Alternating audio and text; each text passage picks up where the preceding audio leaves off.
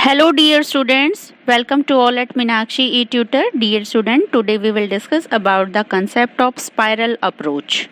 Spiral approach. Basically this approach is related with Bruner cognitive development theory. Bruner जो एक psychologist थे और उन्होंने अपनी जो लर्निंग की थ्योरी दी है कॉग्निटिव डेवलपमेंट थ्योरी, उससे ही स्पाइरल अप्रोच का जन्म हुआ है। कैसे हुआ है? क्योंकि जब हम उस थ्योरी को समझते हैं तो उसमें कॉन्क्लूजन यही निकलता है कि शुरुआत से ही बच्चों के अंदर एक सीखने की जिज्ञासा होती, क्यूरियोसिटी होती है, वो हर काम को सीखना चाहते हैं। लेकिन अगर जो काम है उसका लेवल शुरुआत से ही डिफिकल्ट कर दिया जाता है तो धीरे धीरे उनकी जो क्यूरियोसिटी है वो खत्म हो जाती है। हमें डिफिकल्टी लेवल को एज लेवल के साथ कोरिलेट करना है। अगर हम इस थ्योरी को थोड़ा सा और डीपली समझें, ब्रूनर की थ्योरी में 3 स्टेजेस हैं: इनएक्टिव, आइकॉनिक और सिंबॉलिक। इनएक्टिव मोड में बच्चा क्या करता है? इंटरेक्ट करता है किसी भी ऑब्जेक्ट के। आइकॉनिक मोड में क्या करता है स्टूडेंट? किसी भी थिंग्स को, इमेज को या किसी ऑब्जेक्ट को मैनिपुलेट करता है। And third is symbolic. Symbolic में क्या होता है कि एब्स्ट्रैक्ट थिंकिंग बच्चे के अंदर क्रिएट हो जाती है। It means it is depend on deep understanding. But ये ध्यान रखती है कि हम ये जो डीप अंडरस्टैंडिंग की बात कर रहे हैं ये स्टेप बाय स्टेप हो, लेवल के अकॉर्डिंग हो। प्यारे बच्चों, अगर आप ब्रूनर की थ्योरी को और थोड़ा सा डीपली समझना चाहते हैं तो डिस्क्रिप्शन बॉक्स में उसका लिंक भी दिया गया है जहां से आप उसको डीपली भी समझ सकते हैं। अब हम बात करते हैं स्पाइरल अप्रोच की। जैसा कि हम पहले ही बता चुके हैं कि ये ब्रूनर की जो थ्योरी थी उस थ्योरी से ही इस अप्रोच को एजुकेशन सिस्टम में हाईलाइट किया गया है। प्यारे बच्चों, यहाँ 2 वर्ड यूज हुए हैं, स्पाइरल और अप्रोच। सबसे पहले हम इनको समझने की कोशिश करते हैं। First is approach. Approach means close relation, नजदीकी, निकटता, समीपता। और दूसरा है स्पाइरल। स्पाइरल मतलब घुमावदार चक्र, एक ऐसा चक्र जिसका दायरा समय के साथ साथ बढ़ता रहता है। अब इसको अगर हम एक डेफिनेशन के थ्रू समझें, then we can say spiral curriculum can be defined as a course of study in which student will see the same topic throughout their school career, with each increasing in complexity and reinforcing previous learning। अर्थात बच्चा अपने school career में किसी concept से जुड़ता है और फिर धीरे धीरे उस टॉपिक को एनालाइज करता है और अपनी मेमोरी में एक रिसर्च पॉइंट ऑफ व्यू से उस डाटा को कलेक्ट करता है। इस आधार पर हम कह सकते हैं कि इसके 3 प्रिंसिपल्स हैं, ये 3 फॉर्मूले पे काम करता है। फर्स्ट है साइक्लिकल लर्निंग, सेकंड है इंक्रीजिंग डेप्थ एंड थर्ड है ओपन एंडेड लर्निंग। प्यारे बच्चों, इन बेसिक प्रिंसिपल्स को समझने के लिए हम एक एग्जाम्पल की सहायता लेते हैं। जैसे जैसे हमारे सामने जो प्रॉब्लम्स है वो ज़्यादा कॉम्प्लेक्स होती चली जाती है तो हम अपने जो पूर्व ज्ञान है यानी कि प्रीवियस नॉलेज है उसकी हेल्प लेते हैं।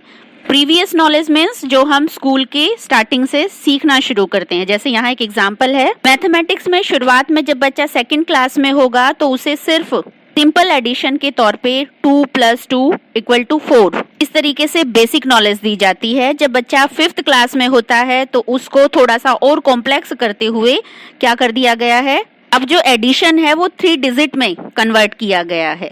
बच्चा जब 7th स्टैंडर्ड में पहुंचता है तो यही एडिशन पॉइंट्स के साथ किया गया है। आप इमेज में देख पा रहे हैं 1.5 + 1.55 = 3.05। और बच्चा जब 9th स्टैंडर्ड में पहुंचता है तो थोड़ा सा लेवल और कॉम्प्लेक्स क्रिएट किया गया है, जैसे A2 + B2 - 2AB। इस तरीके से लेवल के अकॉर्डिंग जो कंटेंट है वो कॉम्प्लेक्स होता चला गया है। एक और एग्जांपल से हम यहाँ समझने की कोशिश करते हैं, वो इंग्लिश से रिलेटेड है। जैसे 1st स्टैंडर्ड में हमें अल्फ़ाबेट सिखाए जाते हैं ABCD, और 2nd क्लास में जब हम एंट्री करते हैं तो वर्ड्स में अल्फ़ाबेट्स को कन्वर्ट किया जाता है, जैसे ऑलवेज, अलाउड, इस तरीके से बहुत सारे वर्ड सिखाए जाते हैं हमें। 3rd स्टैंडर्ड में वर्ड्स को सेंटेंस में कन्वर्ट किया जाता है, जैसे ऑलवेज बी हैप्पी। और 5th स्टैंडर्ड में इन्हीं सेंटेंस को यूज करते हुए स्टोरी राइटिंग करवाई जाती है। मीन्स जब हम स्टोरी राइट कर रहे हैं तो हमें वर्ड्स की सहायता लेनी पड़ेगी, सेंटेंस की सहायता लेनी पड़ेगी, अल्फाबेट्स की सहायता लेनी पड़ेगी। तो इट मीन्स हम अपने प्रीवियस नॉलेज पे डिपेंड होते हैं कुछ नया अर्न करने के लिए, कुछ नया सीखने के लिए। बेसिकली स्पाइरल अप्रोच अपने गोल को अचीव करने के लिए इसी फॉर्मूले को अडॉप्ट करती है। जैसे कि आप यहाँ इमेज में देख पा रहे हैं, फर्स्ट स्टेप में हम क्या करते हैं, लर्निंग बाय ऑब्जेक्ट, यानी कि शुरुआत में बच्चे को इमेज के थ्रू सिखाने की कोशिश की जाती है। And then learning by source, जैसे जैसे लेवल बढ़ता है तो सोर्सेज के थ्रू वो सीखने की कोशिश करता है। फिर बच्चा लर्निंग बाय डूइंग, यानी कि खुद करता है। और जब बच्चा खुद करता है तो plan for new information and theory, वो खुद ही कंस्ट्रक्शन कर सकता है, खुद ही किसी नई प्रिंसिपल्स और किसी नए रिसर्च पे काम करना शुरू करता है। एंड देन अपने एजुकेशनल टारगेट को कवर अप करता है।